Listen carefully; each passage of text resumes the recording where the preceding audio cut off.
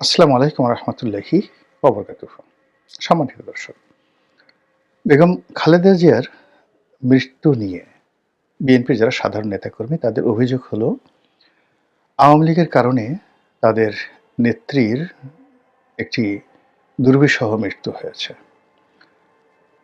মৃত্যুর পূর্বে বেশ কয়েক বছর তিনি মারাত্মক অসুস্থ হয়ে পড়েছিলেন। জেলখানাতে অসুস্থতার কারণে তাকে একাধিকবার চিকিৎসা দেওয়া হয়েছে। তখন বিএনপির পক্ষ থেকে দাবি করা ছিল যে তিনি দেশের বাইরে চিকিৎসা করতে গেলে তো উম তাকে যাকে বলা হয় উন্নত চিকিৎসার জন্য বিদেশে পাঠানো হোক। আর তাকে যদি বিদেশে পাঠানো হয় তাহলে তিনি সুস্থ হয়ে ফিরবেন। তো ওই সময়ে তার এই চিকিৎসা নিয়ে সরকার রাজনীতি করেছে, এতে কোনো সন্দেহ নেই। এখন মূল ব্যাপারটা হলো তার যে রোগগুলো ছিল, সেই রোগগুলো নিয়ে আমি কিছু কথাবার্তা বলব। সেখানে হয়তো তাকে বারবার যদি সিঙ্গাপুরে পাঠানো হতো, ইংল্যান্ডে পাঠানো হতো, আমেরিকাতে পাঠানো হতো, এটা যাকে বলা হয় বিএনপির একটা মানসিক স্বস্তি হতো। কিন্তু যে দুটো রোগ দ্বারা তিনি রোগাক্রান্ত ছিলেন, একটা হলো আর্থ্রাইটিস, বাতের রোগ। আরেকটি হলো তার লিভার সিরোসিস, লিভারের একটা বিরাট অংশ নষ্ট হয়ে গিয়েছিল যকৃতের। তো এই দুটো রোগই চিকিৎসার বাইরে।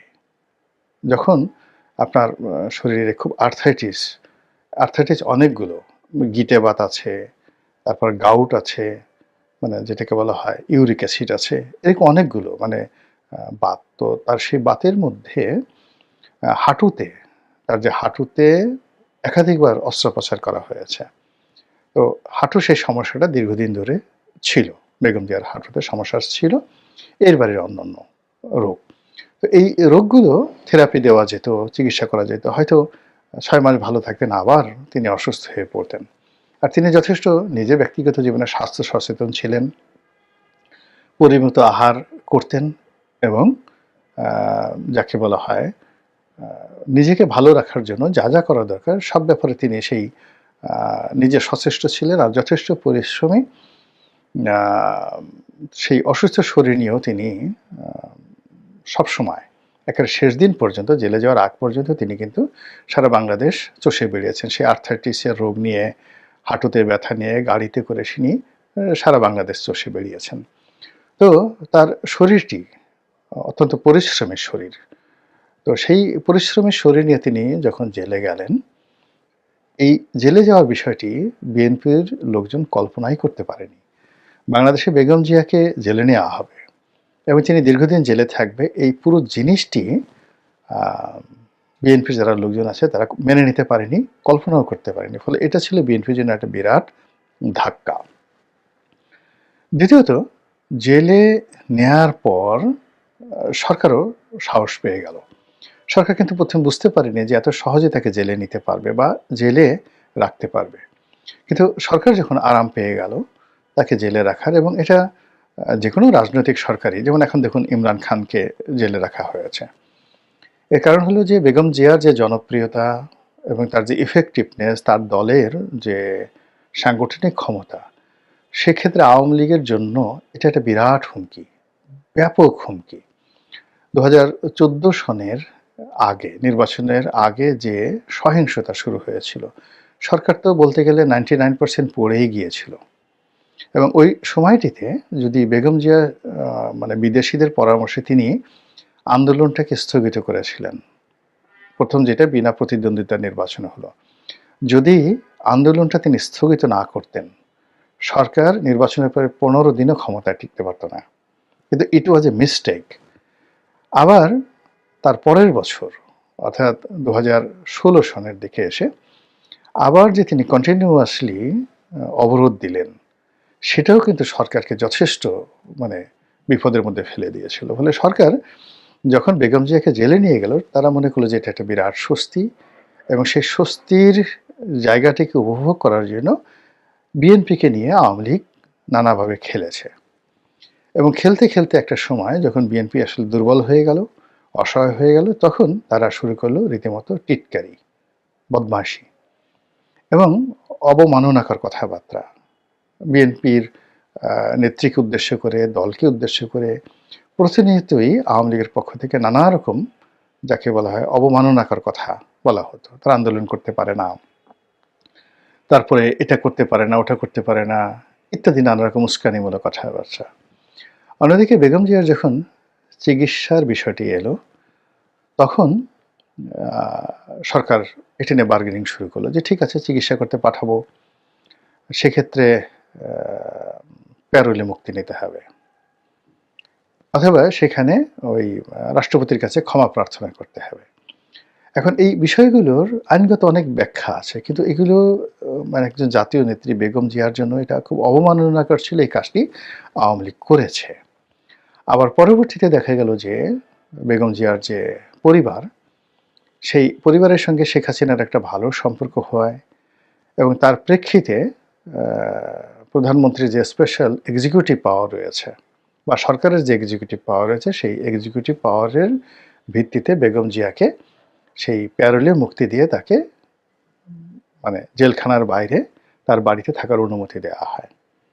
তো এই কাজটি সরকার করেছে, কিন্তু মানে বিএনপি এটাকে কৃতজ্ঞতা জানাতে পারেনি বা বিএনপির নেতাকর্মীরা মানতে পারেনি। এর কারণ হলো যে সময়টি তিনি জেলখানাতে ছিলেন, এই সময়টিতে আওয়ামী লীগের লোকজন এত নেতিবাচক কথাবার্তা বলেছে, সেই কথাবার্তার কারণে শেখ হাসিনা যে তাকে একটা স্পেশাল অর্ডার দিয়ে তাকে বাইরে রাখার ব্যবস্থা করেছেন, এই কাজটির ইতিবাচক দিকটি কাউন্ট করার মতো অবস্থা ছিল না, এত খোঁজাখুঁজি করা হয়েছে। দ্বিতীয়ত তার যে চিকিৎসা, জেলখানায় থাকা অবস্থায় তার যে চিকিৎসা, তো বাংলাদেশে বঙ্গবন্ধু মেডিকেলে নিয়ে চিকিৎসা করা হয়েছে, এভার কেয়ারে নিয়ে চিকিৎসা করা হয়েছে, আরও অনেক কিছু করা হয়েছে, কিন্তু ওই যে বিদেশে যাওয়ার যে বিষয়টি, এই বিষয়টি নিয়েও আওয়ামী লীগ যে যাকে বলা হয় কুটচাল দিয়েছে, আজ পাঠাবো, কাল পাঠাবো। তো একবার বলেছে ঠিক আছে আপনি বিদেশে যাবেন, আর বাংলাদেশে আসবেন না। তো সে কখনোই সেটাতে রাজি হয়নি। আবার পরবর্তীতে সে বিদেশে না, প্রথমে সে বিদেশে এরকম শর্তযুক্ত বিদেশে যেতে রাজি হয়নি, পরবর্তীতে কি শর্তে যেন রাজি হয়েছে, তখন আবার আওয়ামী লীগ আরও একটা বিরাট শর্ত দিয়ে মানে পুরো বিএনপিকে নিয়ে খেলেছে। আপনি যখন একটা বাঘ, একটা সিংহ, তার দাঁতগুলো ভেঙে দেন, তারপরে তার নখগুলো কেটে ফেলেন, তারপর তার গলায় একটা রশি দিয়ে আপনি যখন তাকে সার্কাসে ক্রিয়ানক হিসেবে ব্যবহার করেন, ঠিক তদ্রূপ বিএনপির মতো একটা বড় দলকে আওয়ামী লীগ 2014 থেকে ধীরে ধীরে এটাকে একেবারে একটা সার্কাস্টিক দল বানানোর চেষ্টা করেছে। তারপরে 18 সনের নির্বাচনে নিয়ে বিএনপিকে যেভাবে অপদস্থ করা হয়েছে, ফলে 18-র পরে 19 সাল থেকে একেবারে তার আওয়ামী লীগের পতনের পূর্ব সময় পর্যন্ত আওয়ামী লীগ আসলে বিএনপির মতো দলকে জাসদ, ইনু, ওয়ার্কার্স পার্টি মেনন এবং জাতীয় পার্টির এরশাদ সাহেবের জাতীয় পার্টি বা আনোয়ার হোসেন মঞ্জুর জেপি, এর সাথে ঠিক বড় কোনো দল মনে করেনি, 19-20 মনে করেছে। যাই হোক, বিএনপির জায়গায় ফিরে এসেছে, আওয়ামী লীগ তার কর্মফল ভোগ করেছে, কোনো সন্দেহ নেই। যদি তাদের ভালো কোনো কর্ম থাকে ওই সময়টিতে, তারা হয়তো ভবিষ্যতে পাবে, কিন্তু তাদের যে কুকর্মগুলো ছিল সেই কুকর্মের কারণেই আজকের এই পরিণতি এসেছে। তারা যতই বলুক রাজাকারের নাতিপুতি, যতই বলুক ম্যাটিকুলাস ডিজাইন, যতই বলুক যে তারা নির্দোষ ছিল, যা কিছু ছিল, কিন্তু তাদের এই ক্ষমতাচ্যুতি আসমান থেকে এসছে। তারা যেভাবে ব্যাংকগুলোকে লুট করেছে তাদের লুটেরারের মাধ্যমে, তারা যেভাবে খুন করেছে, পলিটিক্যাল মার্ডার, তারা যেভাবে গুম করেছে, তাদের যে ক্যাডার বাহিনী যেভাবে মানুষের মানে রাজনৈতিক প্রতিপক্ষের জীবন হারাম করে দিয়েছে। ছোট্ট দুটো উদাহরণ দিই। যেমন ধরুন, বিএনপির একজন নেতা, তার নাম হলো অদূত ভূঁইয়া, খাগড়াছড়ির খুব নামকরা নেতা, এবং তাকে বলা হয় টাইগার অব দ্য হিল, পাহাড়ি অঞ্চলের সিংহ। তো এইরকম একজন, যাকে পাহাড়ি অঞ্চলের মানে সিংহ, এবং বিএনপির নেতাদের মধ্যে খাগড়াছড়ি, বান্দরবন, রাঙামাটি, এই যে পার্বত্য অঞ্চলে আব্দুল ওদুদ ভূঁইয়ার মতো এত প্রভাবশালী নেতা আর নেই, আওয়ামী লীগের মধ্যেও নেই।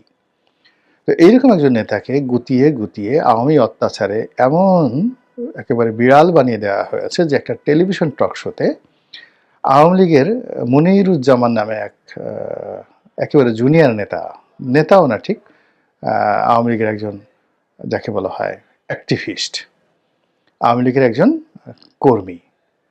তো সেই আওয়ামী লীগের একজন কর্মী সে আব্দুল উদ্দুত ভূঁইয়ার সামনে এগিয়ে গেল, তারপরে শেষে তার মানে কি বলবো, মুখে যা আসে সেই ভাষায় তাকে গালাগাল করলো এবং মানে মারতে গেল, এবং তিনি মাথা নিচু করে সেই টেলিভিশনে লাইভ টক শোতে বসে থাকলেন। তো এই যে দেখেন যে বিএনপির মনে যে ভয় সৃষ্টি করা, এই ভয় কেবলই মাত্র যে আব্দুল উদ্দুত ভূঁইয়া নয়, এই ভয় মির্জা আব্বাসের ছিল, এই ভয় রুহুল কবির রিজভী সাহেবের ছিল। প্রত্যেকটা বিএনপির নেতাকে ভিতর সন্ত্রস্ত করে তাদের মেরুদণ্ড ভেঙে দেওয়া হয়েছে। এখন কি হলো যে এই যে পরিবর্তিত পরিস্থিতিতে এই মুহূর্তে আওয়ামী লীগের জন্য সবচেয়ে বড় ভ্যানগার্ড থাকতে পারতো, হতে পারতো বিএনপি, যদি তাদের সেই পলিটিক্যাল ব্যাকবোনটা আওয়ামী লীগ অক্ষত রাখত। আজকে যে দক্ষিণপন্থী গ্রুপগুলোর বাড়াবাড়ি, আজকে আওয়ামী লীগের বিরুদ্ধে যে মব হচ্ছে, যে ধরনের প্রচার এবং প্রোপাগান্ডা হচ্ছে, তার বিরুদ্ধে রুখে দাঁড়ানোর ক্ষমতা বাংলাদেশে কেবল ছিল বিএনপির। কিন্তু ওই যে বিএনপির যে ভয় আতঙ্ক, 15টি বছর ধরে বিএনপিকে যেভাবে নিঃস্ব রিক্ত করে দেওয়া হয়েছে, তাদের আর দেওয়ার মতো কিছু নাই। ফলে এই পরিবর্তিত সময় তারা একবার ডক্টর ইউনূসকে ভয় পাচ্ছেন, একবার তার প্রেস সেক্রেটারিকে ভয় পাচ্ছেন, একবার আলী রিয়াজকে ভয় পাচ্ছেন, এমনকি বদিউল আলম মজুমদারের ভয় তারা থরথর করে কাঁপছেন। বিপুল জনপ্রিয়তা থাকা সত্ত্বেও, সাংগঠনিক ক্ষমতা থাকা সত্ত্বেও তারা এনসিপির তাদের হাঁটুর বয়সী যারা নেতা রয়েছেন তাদেরকে তোয়াজ করছেন, তদবির করছেন। তারপরে প্রশাসনে যে সকল কর্মকর্তা আছেন তাদেরকে তোয়াজ তদবির করছেন। আর তাদের চোখের সামনে যে অরাজনৈতিক কর্মকাণ্ড হচ্ছে, অমানবিক কর্মকাণ্ড হচ্ছে আওয়ামী লীগের বিরুদ্ধে, সেটা তারা প্রতিবাদ করতে পারছে না। কিন্তু একাকী তারা মনে করছেন যে আওয়ামী লীগের উপর যা কিছু হচ্ছে আলটিমেটলি এটা ভবিষ্যতে বিএনপির দিকেও আসবে। কিন্তু ওই যে কাজটি এটা শুরু করেছিল কিন্তু আওয়ামী লীগ। তো যেটা বলছিলাম যে বিএনপির